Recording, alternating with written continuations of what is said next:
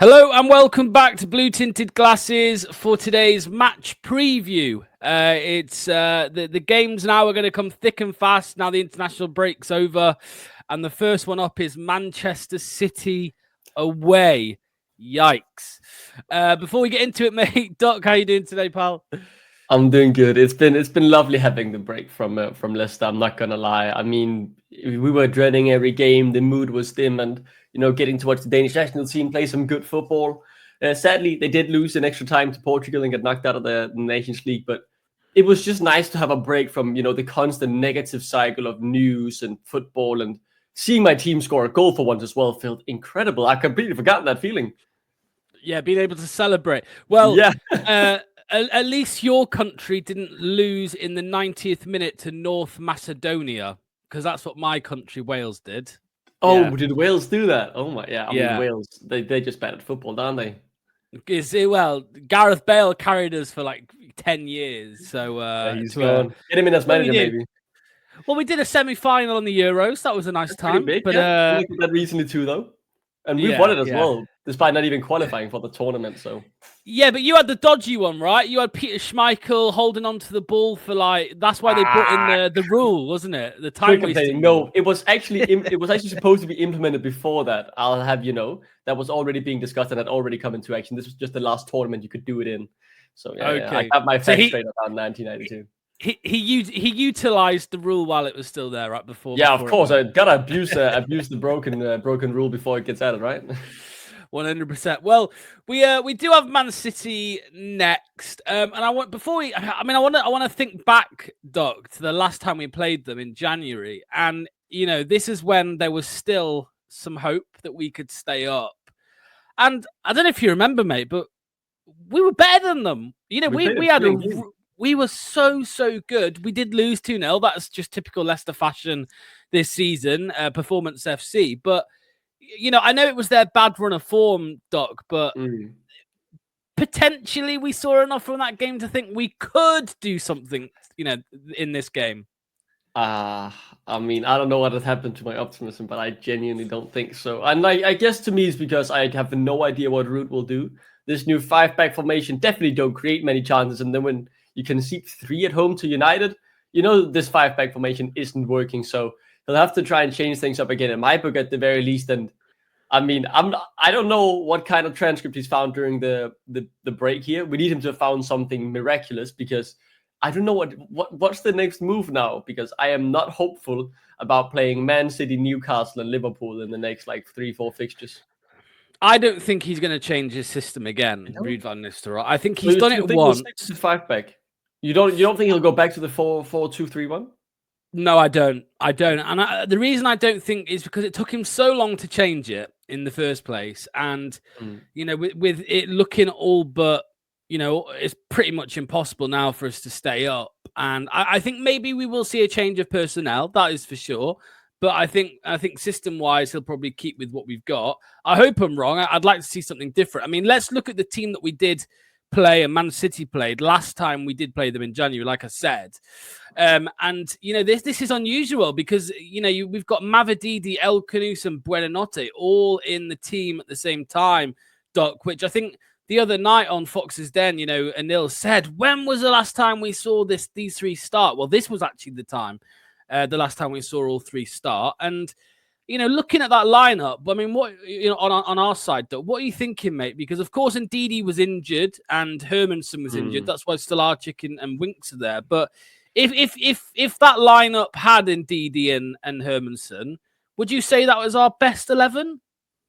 At that time, for sure. I really, when I look at this, just realize I want Mavididi back so badly. I know he's not a world beater by any means, but he gives some of that creative spark that we've been missing, or the eagerness to take on his man, right, and try and beat him to create something.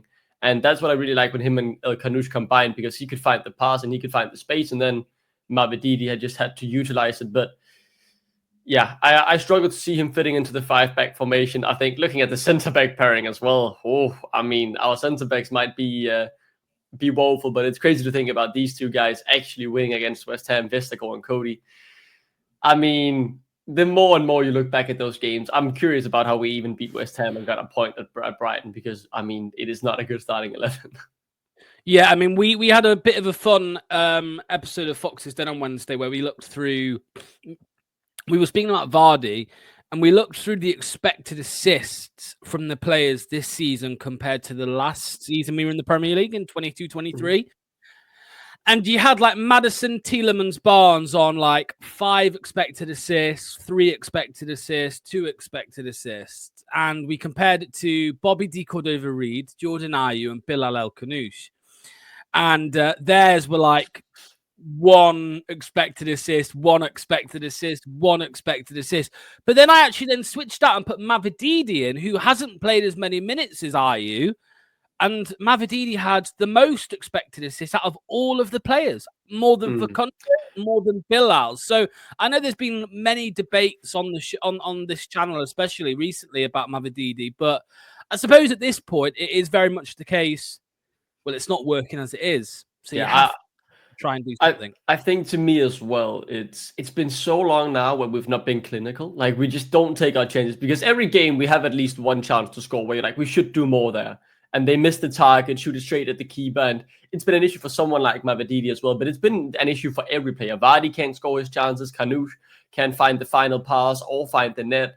Jordan Ayew, it counts for all of the players going into the offensive or final third, rather. So we need them to find the net. And for me, if Ruud has seen something in training, seen someone be very sharp, very clinical, I'm open if it's Jordan Ayew, Mavididi, or whoever, because I want someone to step on the pitch who feels confident when they then go for that shot or go for that final pass. They're going to find the back of the net. They're going to put it the right place, or they're going to find the right weight on the pass to find that final ball. So that's what has annoyed me the most, because we're waiting so long for any chance. And every time we get into that at least somewhat dangerous position, we throw it away or we misuse the chance.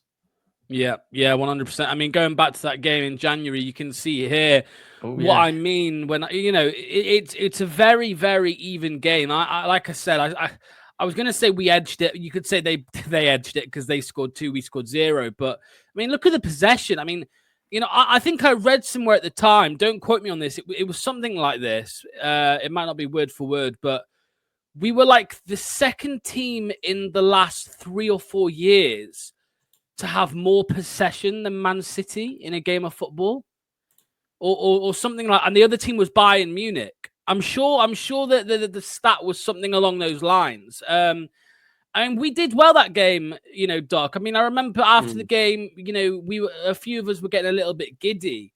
With the current system, though, that we switched to, I don't see this being the case. I don't see us, you know, having that much of the ball or that many shots. Yeah, I wholeheartedly agree. That's why I kind of hope we'll go back to the 4-2-3-1, because if it doesn't fix the defense, I think we've just realized nothing can, right? Play a back 7, you still will concede 3 goals when you're Leicester City at this point. So, yeah, I kind of want to see it go back, because in the parts that we saw the system work, and I want to say, even though we didn't get the results, I'm thinking about that December-January period where, you know, you could see the idea, you could see the chances being created. We just needed that final edge, and we never found it. Instead, we lost all of the good things we had going for us and started playing worse and worse week in, week out. And yeah, it's a bit heartbreaking. I actually did like the system. I like the football, and I like the general idea, but it just hasn't worked out. And this 5-back, it doesn't do much for me. Yeah, well, we speak about Man City, you know, back then as like having this bad run of form, and they've turned things around. But recently, it hasn't all been rosy. I mean, you can see here in the last few games, a 2-0 loss against Liverpool. They beat Tottenham. Even we did that. FA Cup win against Plymouth. They lost against Nottingham Forest, and then they drew their most recent game against Brighton. So, you know, and then they have an FA Cup game on Sunday before playing us on Wednesday. You know, that is pretty tough for them. Obviously, playing 3 days later. So it's not all been great for them. Still, you know, it's not like the Man City of old where they would have maybe a little poor run at the start of the season and then they would just be like a steam train to the end of the season. They have been fairly inconsistent. So I agree. I'm sure we said this at the time earlier in the year, but if there's ever a time to beat them, if there's ever a season to beat them, it's probably now. I think you're right in saying that, right? That doesn't mean that the game is in our favor and we should go there expecting a win. But it does mean that whereas you'd say 99% of the time when you go away to City, you'll lose. I want to say it's more 80% of the time this time, maybe, because I do agree the FA Cup quarterfinal in particular, remember as well, they have a lot of players who play for their national teams, right? Obviously, the English guys, they don't have to travel as long, but think of all the guys that are going to Argentina, Brazil, or wherever they are going to play their games, flying back and forth. They've been drained, they've been tired, and coming back instantly into playing this pretty crucial, I want to say, FA Cup fixture, because your Man City, you expect silverware every season, and the league is not going to come in your hands. The Champions League and the Carabao Cup, the FA Cup, is your final hope, really, and Bournemouth away.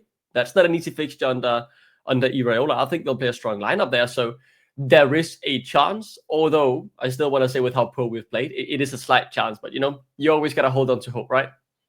Yeah, well, let's look at the team they played last time out against Brighton. Is Ederson injured? I've got a feeling he is, right? Ederson is injured. I don't know. They've changed a bit more. I mean, Stefan Ortega is getting his praises. I think this is something people haven't been talking about, but my personal gut feeling is City could be looking for a new keeper in the window, and I think it could actually potentially be Mads Hermansen. He would fit their playing style brilliantly. But yeah, they've been changing a bit between them. I know Ederson has had some injury problems this season, but yeah, I'm curious to see how that situation develops, because I'm not exactly sure who's the number one anymore. Yeah, I hear you about Hermansen. I think we just keep saying Chelsea, Chelsea, Chelsea because obviously Enzo's there, and we know that Enzo's a big fan of him. But yeah, obviously they could also be looking, and same with Bilal, Man City. They could be wanting a Bilal type player this summer. I mean, you can see, Rico Lewis, Kusanov, who's not had the best of times, to be honest with you, but he's still very young. Diaz, Vardiol, who I absolutely love Vardiol. Nico Gonzalez, the signing from January, Gundogan, Savio, Marmoush, Doku, and Haaland. I mean, look, mate, even if this isn't their first full it's still way team, better than ours. It's incredible, mate. It's incredible. The talent strong on there. Go on. It's like that point in Football Manager, right? When you've built such a good team that even when you put out the B team, you expect them to win 9 out of 10 games. Like they are at that point where, like, even a draw for them would be disappointing, especially at home if they put out their kits. I mean, they need a win here, I want to say, because that's just the expectation when you're Man City and you're going up against a very heavily relegation-threatened Leicester.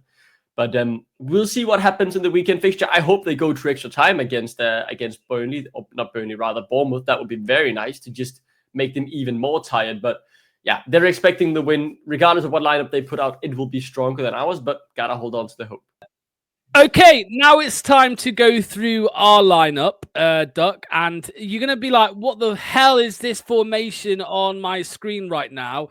I've only just stuck this one in for now, just to start, because it is kind of similar to what we have been playing recently, actually, believe it or not. Daka hasn't been playing as a number 9. He's been playing in that kind of 10 role on the right-hand side behind Vardy. If you look at kind of all the average positions from the last 2 games, that's where he's been playing, which is baffling why Rude's been playing him there. It says lineup prediction. Let's kind of go with that, but maybe more to do with what we want to see. So what formation would you like to see in this game, Doc? Dude, are you talking about the formation I want to see? Because I want to see us go back to the 4-3 or 4-2-3-1. I thought we looked better there. I mean, the last game we played, was it against West Ham when we just sat too deep, and that was the mistake. But I think the best football we've played this season has come from that formation. I know it's not saying much. And yeah, I just don't think the 5-back will help us fix the goal issue. And to be honest, I'd rather see us lose 3-1 than lose 1-0. I just want to see a goal, please. Yeah, well, let's go with the 4-2-3-1. The obvious one is, of course, Mads Hermansen. I mean, there's not much discussion needed there. Our best goalkeeper, the best goalkeeper at the club since Mr. Kasper Schmeichel. He is Schmeichel's understudy as well, I think, at Denmark. Hopefully Hermansen is the next number 1, and it's not Is it Jorgensen? Is he the other one? Bjørnsen, yeah. Is there any chance that he could overtake Mads Hermansen? I don't think so currently, but I do think it will be a big part of the summer, right? Because Hermansen, he needs to be the regular number 1. Philip Bjørnsen isn't that right now, and I mean, he needs to remain that for him to be considered the next number one. I think so. That will be very important in where he decides to go. He needs to be promised first team game time, and if there is any chance we hold on to him, that will be because he can't go to a top club where he is guaranteed to be the unmovable number one, because that is what he needs right now to make his chances for the Danish national team the highest. Okay, well, let's look at the fullbacks. It's been a strange position for us this season. Obviously, Ricardo got injured earlier in the year, so we were stuck with James Justin, we were stuck with James Justin for a long period of time. And then for about 1 week recently, we had too many fullbacks. We had Thomas, we had Christiansen, we had Ricardo, we had JJ, we had Woyo. Who would be your starter at right back for this game, Doc? Because I actually think that JJ recently has been one of our best players. Do we think Ricardo is back from injury? We don't think so, right? I would have ready. Even with that, actually, I'm gonna go with JJ. I think I agree with you. I think he's been one of the better players in better form recently. The thing is, though, it's not saying much at this point for any of our players when they've been in form. And sometimes I feel bad for them because they've gotten stick when they've been bad, and when they finally start stepping up, the rest of the players just fall through. And yeah, it's rough. I think for the centre backs, though, right? Luke Thomas cannot be playing if we're playing a 2-back. I think even in a 3-back, you're playing up against Haaland, mate. I mean, even if I think he's had some okay moments at the left centre back, against Erling Haaland, he will be shoved to the ground and there is nothing to be done. So we cannot afford to play him regardless, in my opinion, of the lineup, because even if he has a bit of pace, the physicality, he's going to get bodied by Erling Haaland, and that will lead to a few goals. So I think we need, at the very least, Caleb Okoli in there, and then his partner. It's going to have to be fast, isn't it? Yeah, it has to be fast. I guess it has to be fast. We can't be putting Vestergaard out there to face against. No. Please don't. Well, we know Okoli does tend to play on the left hand side of that defense. So we'll put it in like this. Look, no one is happy to see Wout Faes in a Leicester shirt. But I think it's the best option. Cody, Vestergaard. I don't know. If you had to pick between them two for this game, what would you have gone with? Because I know Cody. I would have chosen Cody. Definitely. You would have. Definitely. Yeah, I would have. I definitely would have. That's saying a lot. That's saying a lot coming from a Dane, man. You said as well that no one's happy seeing Fast in the Leicester shirt. I think no one's just happy seeing Leicester play in general recently. It's just all pain. It is all pain, no gain. I do want to say Vestergaard was brilliant for the national team, and I'm very happy to see that. But it annoys me so much we don't get to see that level at the club, because if he put in the performances he does for Denmark week in, week out, he would undoubtedly be a best centre-back. He was brilliant in both games against Portugal, and it's a shame he doesn't show that in the Leicester shirt, but it's clear his mind is elsewhere, and especially against Haaland, for Luke Thomas, it was the physicality. For Vestergaard, it's the pace. He's not going to win in a 1 meter sprint even. He would be cooked. Left back. Has to be. I know. Are you going with Christiansen, or are we going to throw in a rogue one like Woyo Koulibaly?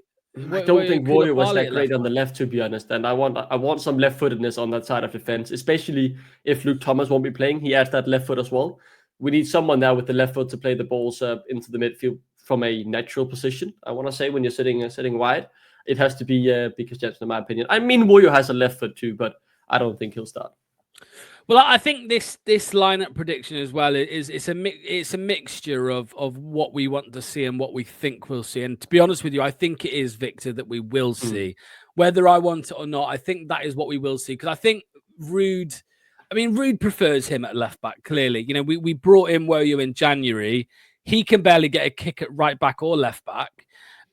So I do probably agree with you that it is going to be Christiansen to go in there. So we'll stick him in after his little escapade to Copenhagen youth coaching, whatever it was he down was to doing. The U13s. It was a very wholesome one. Nice to see him back at Copenhagen. Hopefully it helped us mentally. I do think he catches a bit too much stick, but I even said in the group chat as well, while as a Copenhagen fan, it was lovely to see.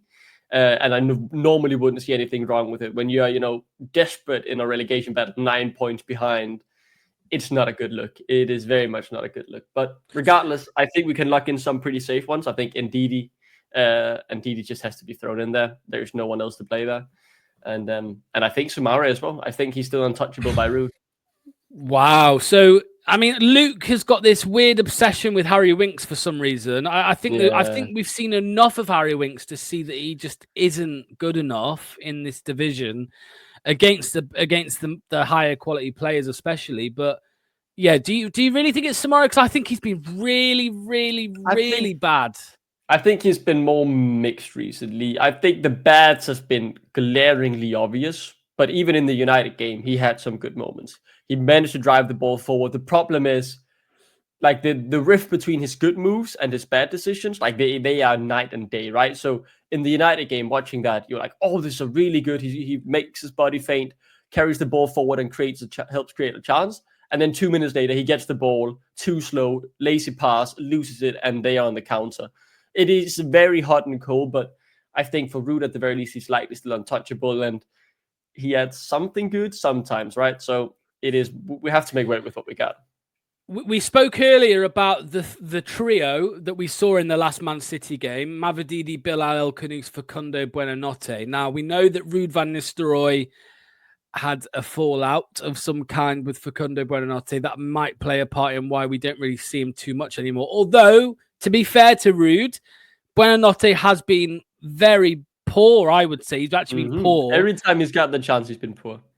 And you've got to credit Steve Cooper for making Buonanotte look like fucking Messi earlier on in the season. Obviously, that's fallen away now. But what three would you like to see? And then I'll give my three. You give your three. I think I want to see Mavididi, Khanous, and who on the right. I don't care. I don't think any of them brings much. I think it would be Ayew. I'm gonna go with Ayew. You know what? He's been red hot for Ghana. He got 3 assists in one game, so maybe he could take some of that goals going forward with him. Because I genuinely do think Buonanotte's a brilliant footballer, but he needs to be in that number 10 position, and El-Khanous is still way ahead there, in my opinion. Yeah, for sure. I think I agree with you on them too. But you're saying you know what? I think you're probably.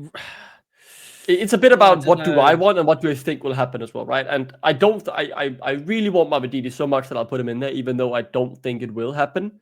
But for Ayew, I think coming off a red hot campaign with Ghana, Buonanotte being in poor shape, Reed not adding much these past few games, and Ayew having been out of the lineup for a bit, I think he will get his chance back in today. Or not today, but on Wednesday. Yeah, you get it. Yeah, you know what? I will go with that. Like I said, it's a mixture of what we want to see and what we think we'll see. I think the most likely scenario is that we see Jordan Ayew. Why is Jordan Ayew not coming up here? The most likely scenario is that we see Jordan Ayew in the team. I would like to see Facundo again, but the facts are the facts. He has been quite poor recently. I think like I said, he's had a fallout of Ruud. For whatever reason, it's not working. And I think he's probably just looking forward to the summer now, mate, to be honest with you, Buonanotte, getting back to Brighton and seeing what his options are, because there might be clubs interested in him. He might, the plan might be for him to get into the Brighton team next season. The future is still very, very bright for him, whereas for Leicester, it's very, very dark at the moment. You know what I mean? Yeah. So, and up front, mate, well, we have Jamie Vardy, we have 3 options. You know, it's Vardy, Daka, or Edouard. You know it will be Vardy. You know it will be Vardy, and then if anyone comes on, it's Daka for him. But you know it'll be Vardy. What's your take on We've been having a discussion on the channel over the last week or so about Edouard, because for me, if you're not scoring goals and you've got a striker that's been given only 26 minutes this season, and by the way, we did some maths. 26 minutes and 23 touches. He's only had 23 touches in a Leicester City shirt, Edouard. What's your take on it? Do you think that if you've got a striker in your ranks somewhere and you've not scored in some 600 minutes or 400 minutes, whatever it is, that they should be given a chance? It's hard to say. I think if you saw him in training every day and he looked sharp, looked clinical, he worked hard, I would say we'll be wrong to exclude him, especially when we're paying that much money for him. But I do also believe that we've been this bad at goal scoring and he hasn't even seen the bench. There must be something going on there. That's the reason for it. And I would rather then, when we know he's not going to be here permanently, see us try someone like Jake Evans on top for the final 20 minutes. He's one of our own. He'll get he'll get that first team debut, and it's the same with me for Monka, right? You know, at this point, instead of bringing Bonanazzi on from the right, which we know won't work, it's Incendi doing it over and over again. I'd rather see someone like Monka come on, get 20 minutes and see if he can do anything, because the options we have do not work. Then why not try the kids? We have nothing to lose. We are 9 points away from safety at this point. And Bonanazzi coming on doesn't work. Daka coming on doesn't work. Reed coming on has actually worked a few times. I can accept you still try that because he's helped make comebacks happen. But I just give me something to hold on to. And if I see at the very least just good 20 minutes from Monka or Jay Gevans, it's something to say, oh, he could be good in the championship next season, or maybe he could get a goal before we go down, or whatever. It's just something to give us a bit of joy, because there is not much joy in being a Leicester fan these days. And it's certainly not much joy seeing the same thing being tried week in, week out and scoring 0 goals. Yeah, I agree. I think maybe there's a chance that we're waiting, or Rude's waiting until we're mathematically down before playing the kids. And I don't think that's the right decision, because... Especially when those games are the ones that will get points in, right? The last games, Ipswich, Southampton, that's the games where you expect us to pick up points. And like away at City, you never expect us to pick up anything. If we had 3-0 down, 2-0 down, and you bring on Monka or Jay Gevans, no one afterwards will be going out after the kids, blaming them for the loss. 100% agree. Well, there is our lineup. And the last thing just to ask you, Doc, is what your score prediction is for this game, mate. I've tried being positive so many times, saying we'll get a point, we'll get a win. I just genuinely don't believe it'll happen. I don't know how all my hope got sucked out of me, but it only takes one game to turn it back, right? I think we will score that goal. It is about time. Kusanov, help us out here, brother. Get that own goal, and give us something to cheer about. I'm gonna say I think 3-1 Man City. 3-1. You know what? I'm gonna say the exact same, mate. 3-1. But I think we'll take that because it's a goal. Leicester fans, genuinely, I would walk away with that happy. We got a goal. Again, I'm never in a million years expecting a point at Etihad. But give us a goal after 10 hours of Premier League football without a goal. I would be jumping up and down my chair like we won the Champions League, man. That is, 100%. It is something to build on, quote unquote, right? 100%, 100%. Just hope it's not an own goal. Although we'll celebrate it. We will celebrate the own goal. I will, shamefully as well. Yeah, for sure. Thank you, Doc, for helping me out, mate.